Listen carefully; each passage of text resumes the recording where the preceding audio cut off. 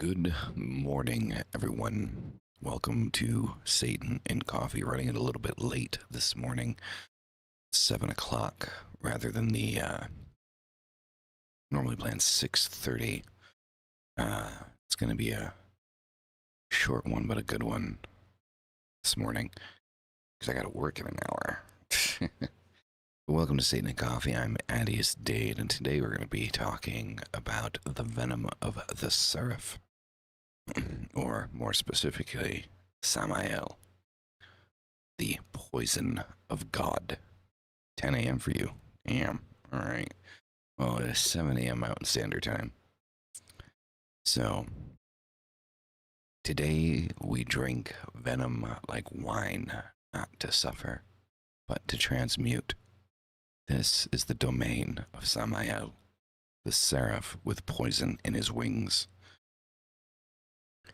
The angel who destroys only what must die. And like the venom of the snake, his sting is not to punish, but to initiate. So I hope you all are doing well this morning. It is good to see you here, Maeve, and everyone else that may be lurking. So first and foremost, to go through this, who is Samael? Well, Samael, poison of God. Not the devil, but the venom hand of divinity. And though, right? Very much the same vibe over here. Sorry, I'm looking at my piercing. I think my piercing is not centered. I love these bull rings, but they get so easily messed up. There we go. That's better. So again, not the devil, but the venom hand of divinity. And now, for those that know me, you know that I don't like using the word divinity. I don't believe that infernality and divinity is interchangeable, but for the sake of this, because we are talking about the poison of God, we are talking divinity, right? In Jewish mysticism, he is both the accuser and angel of death, right? So a necessary purifier. Okay. It's definitely something to kind of remember, because there's a reason why Samael and Lilith are on kind of like the original sigil of Baphomet, right? Both fall into Jewish mysticism. His role is dual: destruction and transformation. He doesn't kill out of hate. He kills illusion, stagnation, and ego. So let's give an example here. Let's say someone goes through a brutal heartbreak. Their identity collapses. At first, it feels like death, but months later, they rise with clarity, purpose, and fire inside of themselves. Samael moved through them. All right, so Samael is not your enemy. He's the part of the divine or the infernal that dares to cut through what no longer serves. It's a very good archetype when we're talking about moving through what no longer is serving you, what no longer is helping you grow, things that are holding you back, right? And we run into this all the time in our lives, that there are many things, people, situations that no longer work to our benefit. But because of familiarity, we try to hold on to these things. And it is holding on to those things that holds us back, that makes it so we can't move forward, right? So that is who Samael is. So for me, when I work with Samael, I think I've told everyone this multiple times, but I'll go through it again. I use like a triptych kind of archetype structure when it comes to Samael, Lucifer, and Satan. I don't look at them as separate entities, but I serve them as different aspects of the same entity, right? When we talk Samael, we're talking you know, more clear-headed, more calm, right? More, I suppose, tranquil kind of energy. Stern, firm, powerful, stoic, right? So when we talk about Samael, when we talk about Lucifer, we're talking kind of get your ass in gear kind of thing, more drill sergeant, right? And then when we talk about Satan, what we're talking about with Satan is we're talking just that, just kind of like that aggressive anger, right? That irritation of unresponse, right? And so I believe them to be the same entity, just calling on different aspects of the same entity, right? So I use Lucifer as the overarching archetype encompassing Samael, Satan, and Lucifer. So almost like a triangle, right? So you'd have Lucifer at the top, and then underneath that umbrella, Samael, Satan. That is how I work with it. That does not mean that that is how you have to work with them. And I really don't want to have a bunch of people coming in the fucking comments and go, oh, that's not how it works. I don't care. It's how it works for me. Okay. Exactly. Not acting out of hate or emotion. Exactly. So, venom as catalyst, pain that ferments the soul. Fermentation is just transmutation, right? So I think it's funny, like when we think of fermentation, right? We don't necessarily think of something positive, right? When we think of something, oh, it's fermented, right? It's got to go to the garbage. But a great many wonderful things come from fermentation or expiry, so to speak, the beginning of that change where new life takes over from old. Mold, penicillin, wine, beer, whiskey, bourbon.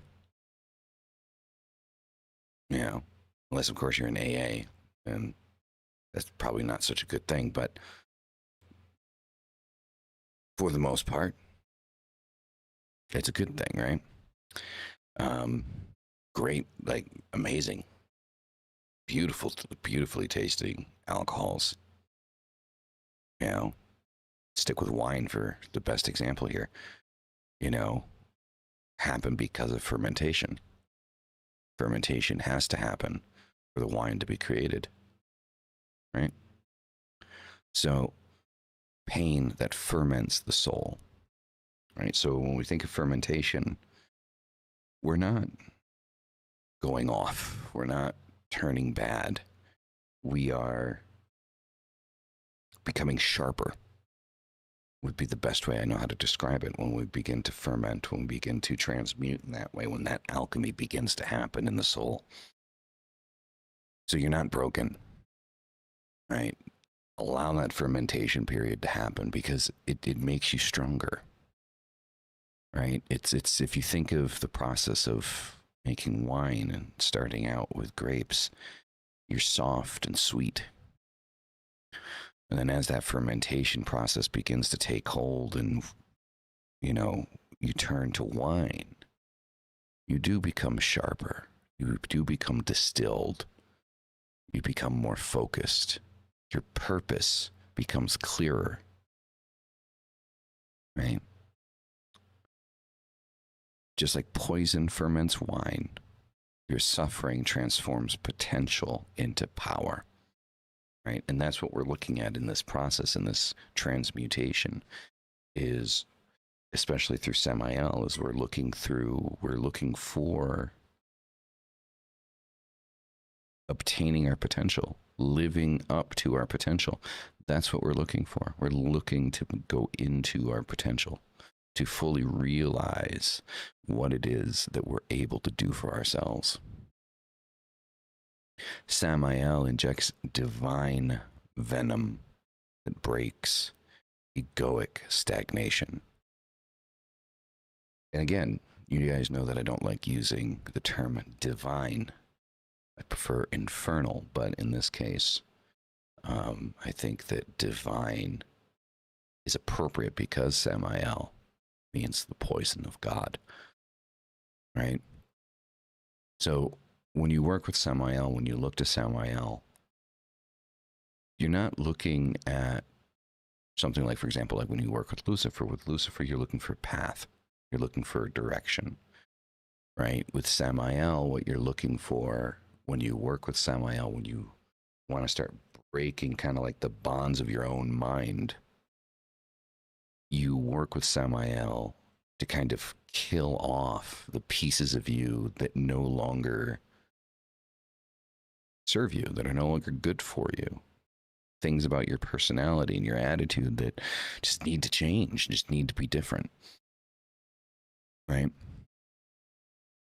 So, fermentation, grapes rot, break down, and sour before they become wine. Your suffering's not your end, it's your alchemy, right? Again, we're going into that wine reference, right? So, grapes are, usually kind of soft or sweet. But when we break them down, they begin to ferment. They kind of go sour. But then that begins the process of becoming, wine. And if you think about it, when we talk about, grapes and wine, what? A bunch of grapes is about $19, maybe $20, $15, depending on where you're shopping, right? A good bottle of wine? Well, pricing on that is kind of infinite now, isn't it? Because I've seen bottles of wine that go for $2,000, $3,000. Never seen a bunch of grapes that go for that. So not only does it make you sharper, does it make you more focused, does it allow you to meet your potential? But usually when the grapes become wine, their circle where they belong is found. The people that are going to value those grapes as wine, whereas before they wouldn't value the grapes.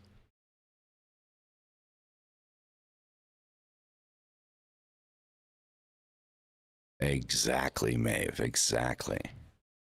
Right? We are worth more than the sum of our parts, and we transmute ourselves and work on ourselves. It reminds me of an anecdote. So there's a couple of them.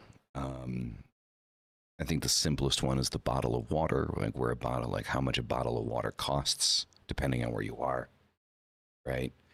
You get water out of the faucet, it's free. If you go to the grocery store, a bottle of water is $1. It's $1. If you go to a baseball game, it's $3. If you go to the movies, it's $5. And if you're on a plane, it's $10, right?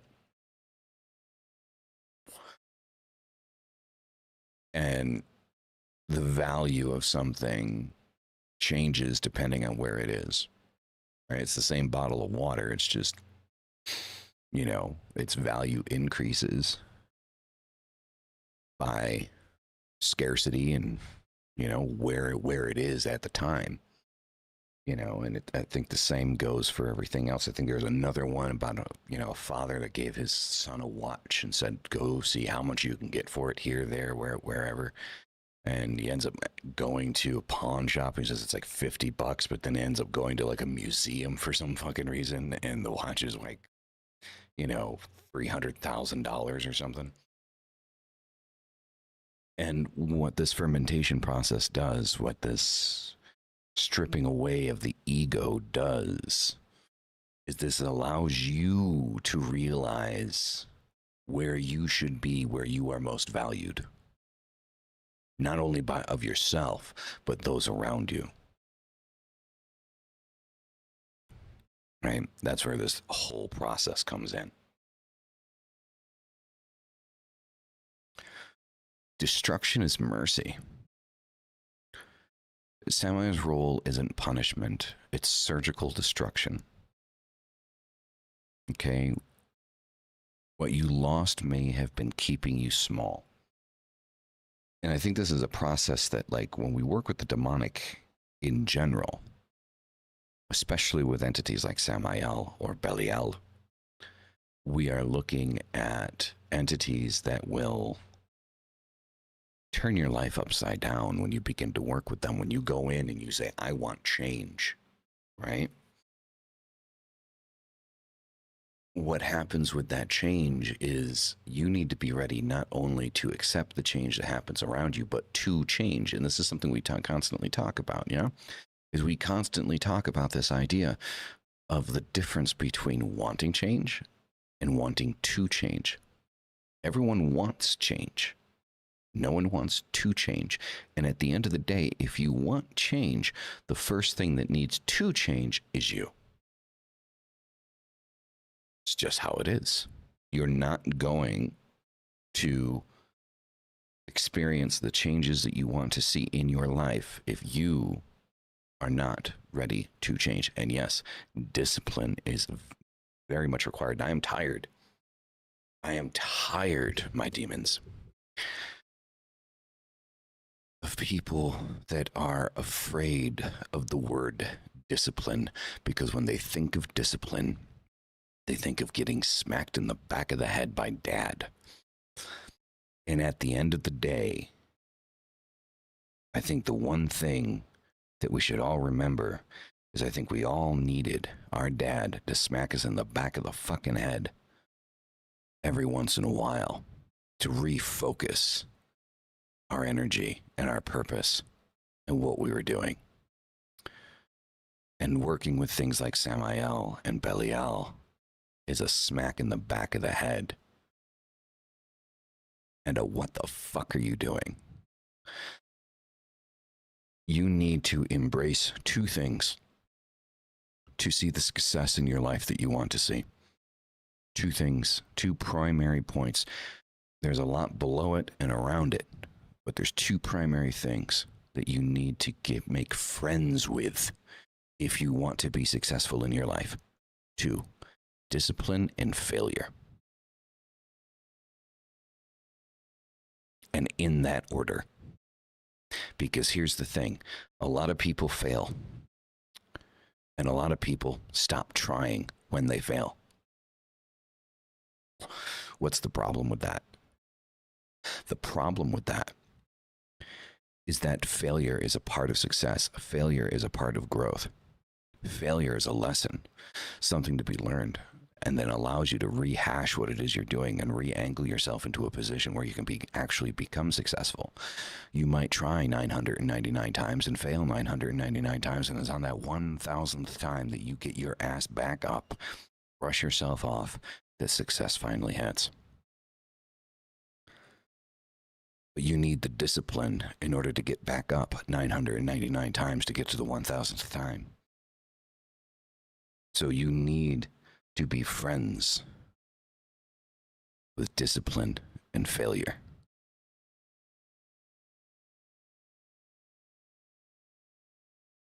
That is where that venom truly comes in, that poisoning comes in, that fermentation comes in. Is each time you fail, you take that failure and you use that as fuel to push yourself further. While everyone on the sidelines is laughing and asking, why do you try so hard? Remember that those are the same people that after you succeed are going to tell you how fucking lucky you were. Ignoring all that work that you put in.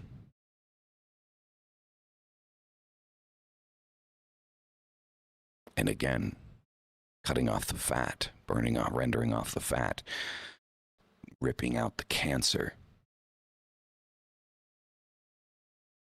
it is in those situations where you realize who truly is in your corner, who truly has your back. The few that cheered you on, that lifted you up, that told you to keep trying, those are the people that you want to keep in your life. And the rest, well, let the rest fall to the wayside. They can talk about how they used to know you.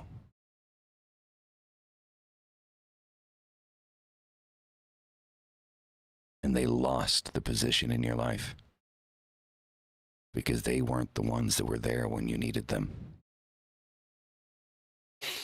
Focus on the long path, the end goal. Do not get tripped up on a single step on that path when your footing was not steady. Exactly, Maeve. And this is what Samael is for. This is what Samael is here to teach us.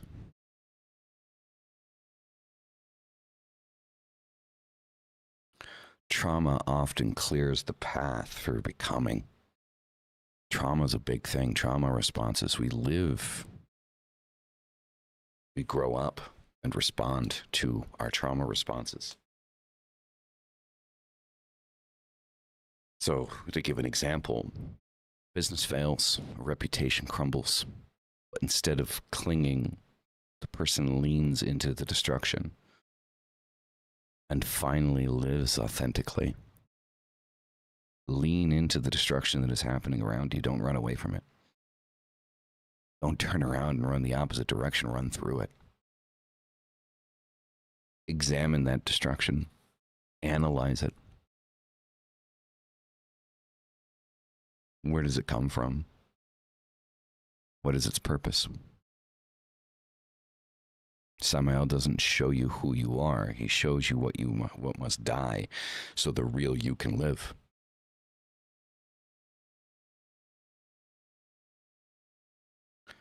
So, as always, I like to give you guys in the week kind of like a ritual prompt or something that you can do, kind of like homework. So, what I'd like you guys to do here is, if you have a journal, grab a journal. If not, just a piece of paper, a pen, and of course, a quiet space as always, right? Optional, you can light a black candle or place Samael's name or sigil on your altar, right? The poison, prompt 1. So I'm going to give you guys some journaling prompts here, some shadow work prompts. What event, memory, or truth have you been treating like venom? Something too painful to touch. That's a big one to dive into and dig into. Supreme levels, welcome. Here's another prompt, the fever. How did this pain change you? What was destroyed by it? The power. What new awareness, strength, or fire emerged after the pain? How is that venom now part of your power? How did that pain become a part of you?